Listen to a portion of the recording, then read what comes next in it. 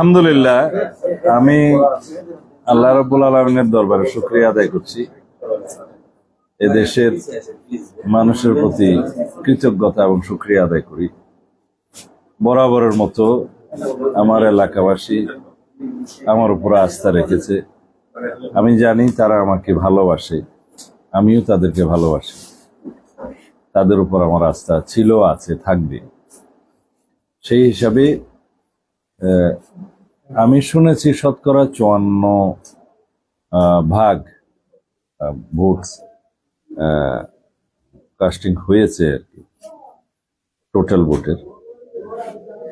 তাতে আমার প্রাপ্ত ভোটের সংখ্যা আমি এখনো অ্যাকিউরেট জানি না। সম্ভবত প্রতিদ্বন্দ্বী প্রার্থীর সাথে ব্যবধানটা 1 লক্ষের কাছাকাছি হতে পারে। আমাদের আশা ছিল মানুষ আরো বেশি ভোট দিতে আসবে। তো সেই অনুপাতে 54%টা আমার কাছে মনে হয়েছে বেশি না। হয়তো মানুষ বিগত 16-17 বছর ভোটাধিকার প্রয়োগ করতে পারে নাই। সেই জায়গায় হয়তো অনেকেই হয়তো এখনো সাহস করে ভোট সেন্টারে হয়তো আসতে চায়নি, যদি বিগত দিনের মতো কিছু হয়। তবে এইবারের নির্বাচনটা উৎসবমুখর পরিবেশে, স্বাধীন মুক্ত পরিবেশে সবাই ভোট প্রদান করেছে। আমি অনেকগুলো কেন্দ্রে গিয়েছি, দেখেছি, এবং মানুষের মধ্যে একটা ঈদের আমেজ লক্ষ্য করেছি। সবাই ভোট প্রদান করার পরেও সারাদিন অপেক্ষা করেছে ভোট কেন্দ্রের বাইরে। আমি তাদের কাছে জিজ্ঞেস করলাম কেন সবাই অপেক্ষা করছে। বলে যে আমাদের কাছে খুব ভালো লাগছে, আমরা খুবই আনন্দিত এবং এটা ঈদ ঈদ লাগছে। অনেকে বলছে আমাদের কাছে ঈদ ঈদ লাগছে। তার মানে হলো মানুষ ভোটের প্রতি আস্থা ফিরে এসছে। তো এই হার আরো বেশি হলে ভালো হতো, ভোট প্রদানের হার। যাই হোক, এই ভোটটা বাংলাদেশের মানুষের গণতান্ত্রিক অধিকার নিশ্চিত করার ক্ষেত্রে সবচাইতে গুরুত্বপূর্ণ ভূমিকা পালন করবে। এই দিনের জন্যই আমরা 16-17 বছর দীর্ঘ সংগ্রাম করেছি, রক্ত দিয়েছি, আমাদের সন্তানরা শহীদ হয়েছে। এখন দায়িত্বের বোঝা অনেক বেশি। যারাই নির্বাচিত হয়ে জাতীয় সংসদে যাচ্ছেন, তাদেরকে এই দেশের মানুষের প্রত্যাশা আকাঙ্ক্ষা, শহীদের প্রত্যাশা আকাঙ্ক্ষা পূরণ করতে হবে এবং সত্যিকার অর্থে একটি শক্তিশালী গণতান্ত্রিক রাষ্ট্র বিনির্মাণ করতে হবে। রাষ্ট্র কাঠামোর গণতান্ত্রিক সংস্কার করতে হবে, সংবিধানের গণতান্ত্রিক সংস্কার সাধন করতে হবে এবং সমস্ত রাষ্ট্রীয় এবং সংবিধিবদ্ধ প্রতিষ্ঠানের এমনভাবে সংস্কার করতে হবে সেই প্রতিষ্ঠানগুলো যেন গণতন্ত্রের রক্ষা কবচ হয়, একই সাথে জনগণের সেবা যেন তারা আইনানুগভাবে করতে পারে।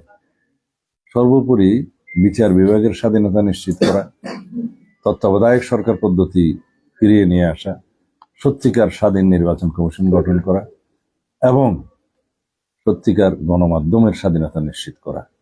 এর মধ্য দিয়ে একটি দুর্নীতিমুক্ত সাম্যের বাংলাদেশ গড়ে উঠবে। আমরা যদি দুর্নীতিমুক্ত বাংলাদেশ গড়ে না তুলতে পারি, তাহলে কোনো কিছুই আমরা কার্যকর করতে পারবো না। সেই জন্য আমাদের অনেকগুলো ক্ষেত্র আছে দুর্নীতিমুক্ত করা এবং সুশাসন নিশ্চিত করা, সাথে সাথে দেশের অর্থনৈতিক উন্নতি, সমৃদ্ধি এবং জনগণের অর্থনৈতিক মুক্তি আনায়ন করা। এগুলো সবগুলোই চ্যালেঞ্জ, কিন্তু ইনশাআল্লাহ আমরা শুরু করব। এই হচ্ছে আমাদের অঙ্গীকার এবং প্রত্যাশা। জাতীয় ভিত্তিতে আমরা আমাদের ইশতেহারে সেটা প্রকাশ করেছি এবং আমরা কি করতে চাই জনগণের জন্য সেটা আমরা সুস্পষ্টভাবে জনগণের সামনে উপস্থাপন করেছি, জাতির সামনে উপস্থাপন করেছি। সেটা ইশতেহারে আছে, 31 দফাতে আছে এবং জুলাই জাতীয় সনদেও অনেকগুলো বিষয়ে রাজনৈতিক সমঝোতা হয়েছে। এগুলো সবগুলোই বাস্তবায়ন করতে হবে। আমরা আমাদের অঙ্গীকার, আমাদের প্রতিশ্রুতি বাস্তবায়নের জন্য প্রতিজ্ঞাবদ্ধ।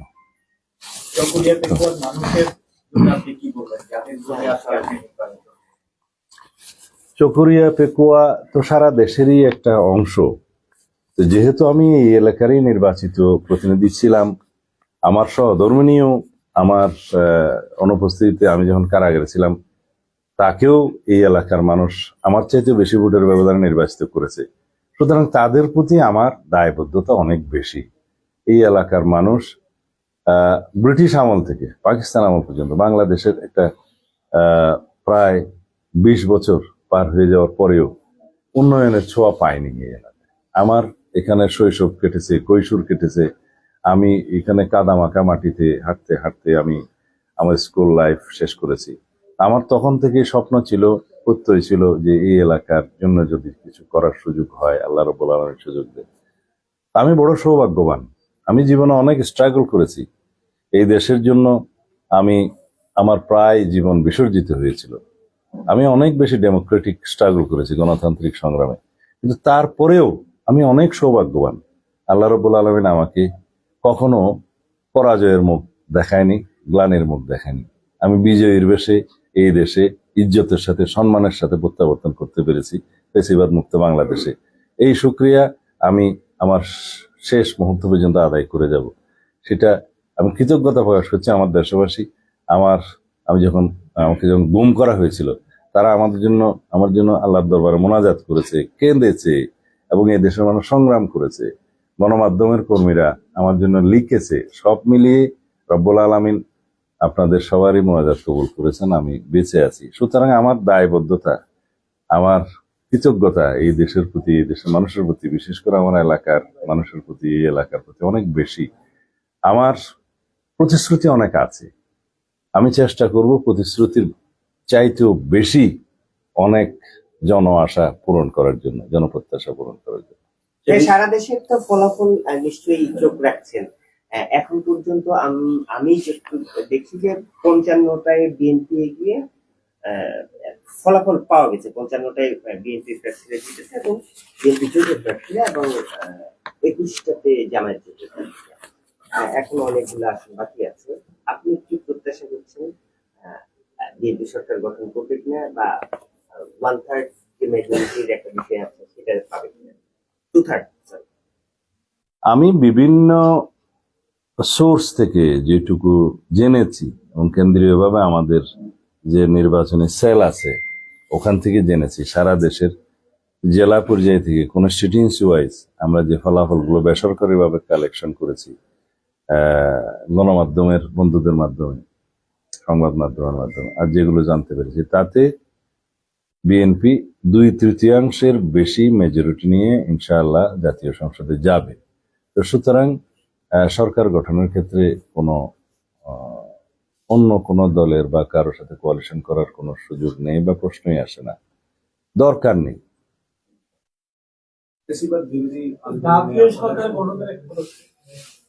না, আমরা সেই জাতীয় সরকার গঠন করার ক্ষেত্রে আমাদের 31 দফাতে উল্লেখ করেছি, যারা আমাদের সাথে ফ্যাসিবাদ বিরোধী গণতান্ত্রিক আন্দোলনে, যুগপৎ আন্দোলনে শরিক ছিল, তাদেরকে সাথে নিয়ে নির্বাচন করা, এবং যদি ফ্যাসিবাদের পতন হয়, তখনকার ভাষ্য বলছি, তখন সবাই মিলে ঐক্যমতের ভিত্তিতে জাতীয় সরকার। এই জাতীয় সরকার কিন্তু সংসদে যারাই আছে সবাইকে নিয়ে জাতীয় সরকার নয়। ঐক্যমতের ভিত্তিতে যারা আমরা ফ্যাসিবাদ বিরোধী গণতান্ত্রিক আন্দোলনে যুগপথের সঙ্গী ছিলাম, তাদেরকে নিয়ে সরকার গঠন করা, নির্বাচন করা, সেটা আমরা করেছি। নির্বাচন হয়েছে, এবং এরপরে সরকার গঠনের ক্ষেত্রেও আমাদের সেই মনোযোগটা থাকবে, প্রতিশ্রুতি থাকবে। সংসদে কেমন বিরোধী ভেরি ভাইব্রেন্ট বিরোধী দল দরকার সংসদে, কারণ এটা সুশাসনের জন্য, যেটা বলা হয় যে গুড গভর্নেন্স এনশিওর করার জন্য, একটা শক্তিশালী বিরোধী দল সবসময় জাতীয় সংসদের দরকার, যাতে চেকস এন্ড ব্যালেন্স থাকে, সেরকম আমরা আশা করি। আচ্ছা, প্রতিদ্বন্দ্বী যারা ছিলেন, প্রতিদ্বন্দ্বী দল, এই মুহূর্তে তাদের উদ্দেশ্যে আপনার কোনো বার্তা আছে কিনা? পাশাপাশি যে ভূমিধ্বস যে বিজয়, আপনার এই বিজয় উল্লাসটা কিভাবে উদযাপন করা হবে? আমরা কোনো বিজয় উল্লাস করব না। আমাদের দায়িত্ব অনেক বেশি, কর্তব্যের বোঝা অনেক বেশি। বিজয় উল্লাস করার মধ্যে দিয়ে আমরা কোনো উত্তেজনা সৃষ্টি করতে চাই না। আর এই বিজয় আমাদের কাছে প্রত্যাশিত ছিল। আমরা নির্বাচনের আগেও এবং নির্বাচনের পরে, আমাদের মাননীয় চেয়ারম্যান সাহেব স্বদেশ প্রত্যাবর্তনের পরে, আমরা জনগণের মধ্যে যে উচ্ছ্বাস দেখেছি এবং যে সমর্থন পেয়েছি, সারা দেশে আমাদের চেয়ারম্যান সাহেবকে, জনাব তারেক রহমান সাহেবকে দেখার জন্য, ওনার কথা শোনার জন্য সারা রাত ধরে মানুষ অপেক্ষা করেছে ভোর রাত্র পর্যন্ত, তখনই আমরা মেসেজ পেয়ে গেছি এই দেশের মানুষ কি চায়। তাছাড়া বিএনপি দেশের গণমানুষের পরীক্ষিত দল, গণতন্ত্রকে বারবার রক্ষা করার, উদ্ধার করার দল, বহুদলীয় গণতন্ত্র পুনঃপ্রতিষ্ঠা করার দল এবং আইনের শাসন প্রতিষ্ঠা করার দল, বিচার বিভাগের স্বাধীনতা নিশ্চিত করার দল, গণমাধ্যমের স্বাধীনতা নিশ্চিত করার দল সেই 1979 সাল থেকে। তো সুতরাং রাষ্ট্র পরিচালনার ক্ষেত্রে বিএনপি কখনো কখনো দুই একটি ভুল করতে পারে, যেটা খুব স্বাভাবিক রাষ্ট্র পরিচালনায় থাকলে। তাছাড়া এদেশের মানুষ বিচার করেছে যে বিএনপির হাতেই এদেশ নিরাপদ, এদেশের স্বাধীনতা, সার্বভৌমত্ব, নিরাপত্তা সবকিছুই বিএনপির হাতেই নিরাপদ। সুতরাং তারা সঠিক সিদ্ধান্তই নিয়েছে। এবং আমাদের যে প্রতিশ্রুতি, আমাদের চেয়ারম্যান সাহেব জনাব তারেক রহমান সাহেব যেটা বলেছেন যে আই হ্যাভ এ প্ল্যান, সেই প্রতিশ্রুতি তো কাগজে বিষয় নয়, সেটা বাস্তব।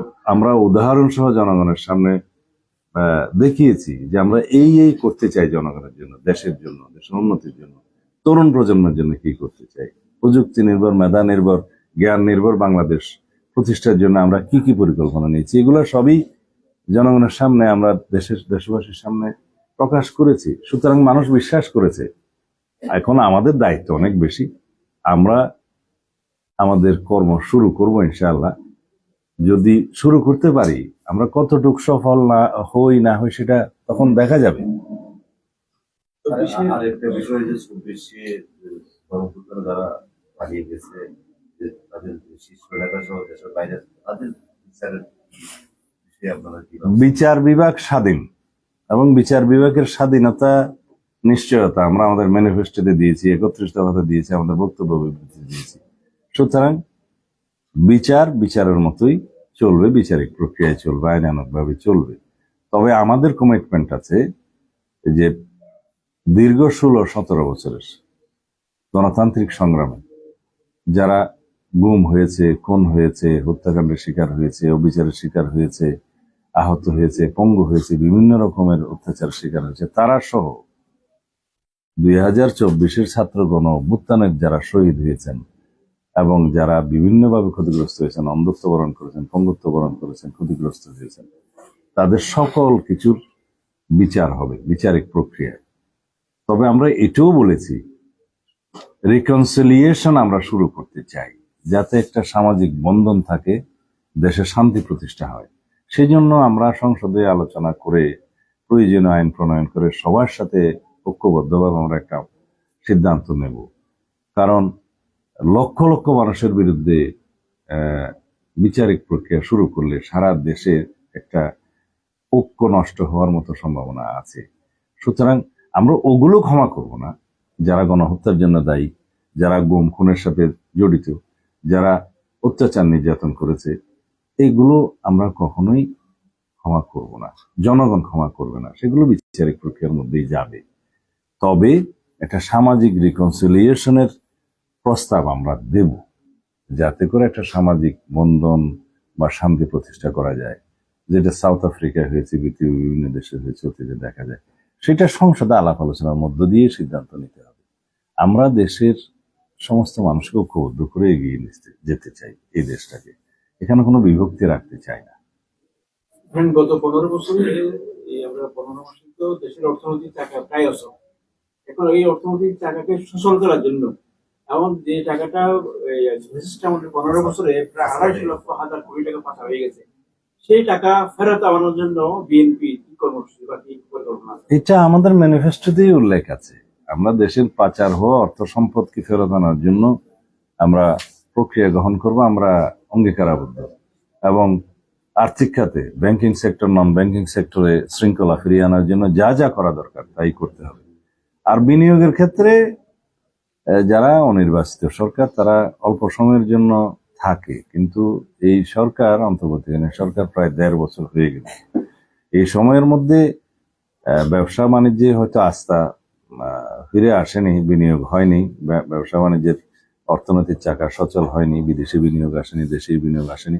এটা একটা স্বাভাবিক ব্যাপার, কারণ নির্বাচিত রাজনৈতিক সরকার না আসলে বিনিয়োগকারীরা বিনিয়োগ করার জন্য আস্থা পায় না, বিদেশিরা বিনিয়োগ করার জন্য আস্থা পায় না, ব্যবসা বাণিজ্যের চাকা সচল হয় না। এটা একটা চ্যালেঞ্জ, আমাদেরকে এগুলো সব অ্যাড্রেস করতে হবে। ফার্স্ট প্রায়োরিটি হ্যাঁ, ফার্স্ট প্রায়োরিটি সরকার গঠন করার পরে ক্যাবিনেটে বসে 100 ডেজের একটা প্ল্যান করা হয়, প্রায়োরিটি তখন ঠিক করা হয়। আমাদের প্রায়োরিটি হবে এদেশের একটা গণতান্ত্রিক সংস্কার সর্ববিষয়ে এবং জনগণের অর্থনৈতিক মুক্তি আনয়নের লক্ষ্যে যা যা করা দরকার। তবে আমরা তরুণ প্রজন্মের চাহিদা, প্রযুক্তি নির্ভর, জ্ঞান নির্ভর এবং মেধা নির্ভর রাষ্ট্র বিনির্মাণের জন্য যা যা করতে হবে সেটা করব। আর বিশেষ করে এদেশের নারী সমাজের অগ্রগতির জন্য আমরা একটা আলাদা উদ্যোগ গ্রহণ করব, যেটা আমাদের কর্মসূচিতে আছে। এবং বিশেষ করে দারিদ্র সীমার নিচে যারা বসবাস করছে, গ্রামীণ দারিদ্র দূর করার জন্য, তাদের পভার্টি এলিভেশনের জন্য আমাদের যে কর্মসূচি আছে সেটাকে আমরা অ্যাড্রেস করব, যাতে অর্থনৈতিক সমৃদ্ধির মাধ্যমে যাতে আমরা দারিদ্র্যের হার কমাতে পারি। এবং দারিদ্র্যের হার কমাতে পারলেই কিন্তু আমরা স্বাস্থ্য সেক্টরে ভালো করব, শিক্ষাক্ষেত্রে ভালো করব। এইভাবেই এগুলো অ্যাড্রেস করা হবে। এটা একটা সমন্বিত জাতীয় প্ল্যান, একটা গ্রেটার ক্যানভাস সৃষ্টি করতে হবে, সিঙ্গেল কোনো কিছু অ্যাড্রেস করবো না। আমার মনে হয়। ধন্যবাদ। একদম প্রশ্ন এখানে এই ধরুন রোহিঙ্গা একটা বড় সংকট আমাদের, এটা তো আমাদের বেশি দেয়। আবার রোহিঙ্গা ক্রাইসিসটা আমাদের প্রায়োরিটি। এরা বলছে এটা আমাদের নেতা জনাব তারেক রহমান সাহেব দুই একটা সাক্ষাৎকার ইতিমধ্যে বলেছে। আমরা আন্তর্জাতিক সম্প্রদায়ের সহযোগিতা নিয়ে আমরা এই রোহিঙ্গা ক্রাইসিসটা সমাধান করার চেষ্টা করব, যাতে করে তারা সম্মানের সাথে স্বদেশ প্রত্যাবর্তন করতে পারে সংক্ষিপ্ততম সময়ে। অনেক বছর হয়ে গেল, তো দেখা যাক সেটা কতটুকু কি করা যায়। এটা আমাদের প্রায়োরিটি। কক্সবাজারের 4টা আসনে বিএনপি এখন বিভাগ করেছে, এটি দেওয়া যার কোনো সুযোগ নেই। কেন 2001 সালেও 4টা আসন আমরা পেয়েছি। ছোটগতভাবে ছিল। এখনো আমরা একটা কয়েকটা দলের সাথে সমন্বয় করছি, যদিও তাদের এখানে হয়তো তেমন অংশগ্রহণ এই সাইডে এই এলাকার মধ্যে কম, তবে আমাদের সাথে জোট আছে। আমরা একটি ইসলামিক দল, তারপরে আরো অন্যান্য পার্টি আছে যারা যুগপৎ আন্দোলনের সাথে ছিল, আমাদের সবার সাথেই তো আমরা একসাথেই করেছি। যদিও তাদের আসন সংখ্যা বোধহয় কত 8 না 9, 8 তারপরেও একটা অংশগ্রহণ আছে। তবে এটাকে ঠিক মানুষ জোট বলছে না আর কি। যাই হোক, এইটা আমাদের আশানুরূপ হয়েছে, আমরা প্রত্যাশা করেছিলাম এরকম। ছোট্ট করে একটু মানে দীর্ঘ 17 বছর ধরে তো একটা গণতান্ত্রিক পথে উত্তরণের জন্য আপনারা আন্দোলন সংগ্রাম করছেন। যুবকদের যারা শুরু তারাও এই সংগ্রামটা করেছে। আজকে কি বলা যায় যে এই নির্বাচন এবং এই বিজয়ের মধ্য দিয়ে সেই গণতান্ত্রিক পথে যে যাত্রার যে সংগ্রামটা সেটা পূর্ণতা পেল? গণতন্ত্র উত্তরণের প্রক্রিয়া শুরু হয়েছে অনেক আগে, 2024-এর 5ই আগস্টের পরে। তারপর অন্তর্বর্তীকালীন সরকারের অনেক সংস্কার কার্যক্রম, এগুলোও গণতান্ত্রিক উত্তরণকে সহজতর করেছে। ফাইনালি নির্বাচনের তফসিল ঘোষণার পরের থেকে দেশের মানুষ আরো বেশি আশাবাদী হয়েছে যে তারা দীর্ঘ 17 বছর যে দিনের জন্য, যে মহেন্দ্রক্ষণের জন্য অপেক্ষা করছিল সেটা আসছে, এবং সেটা ছিল আজকে থেকেই বাস্তবিকভাবে জনগণ তার ম্যান্ডেটটা প্রদান করলো, যাতে একটা শক্তিশালী গণতান্ত্রিক রাষ্ট্র বিনির্মাণ হয়।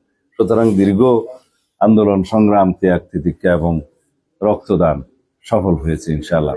বাকিটা যারা রাজনৈতিক সরকার গঠিত হলে তাদের উপরে, জাতীয় সংসদের উপরে মানুষের যে প্রত্যাশা সেটা কিভাবে পূরণ হয় তা দেখার পালা। আমরা আশা করি, আমরা প্রতিশ্রুতিবদ্ধ যে আমরা জনপ্রত্যাশা পূরণ করব সর্ববিষয়ে। ধন্যবাদ।